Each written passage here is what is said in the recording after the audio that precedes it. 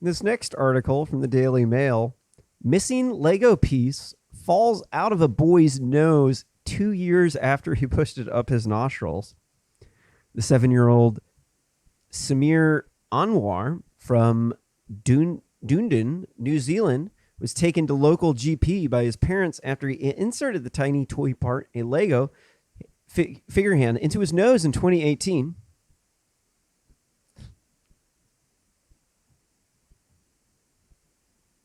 Here is the piece.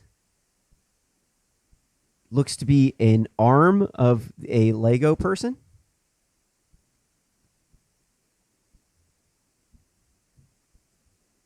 Here is the young man who had the Lego in his nose for 2 years.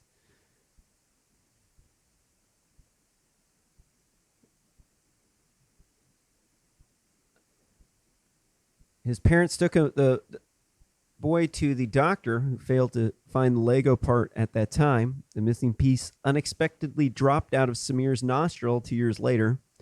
It reappeared when the young child took a big sniff of cupcakes and felt pain.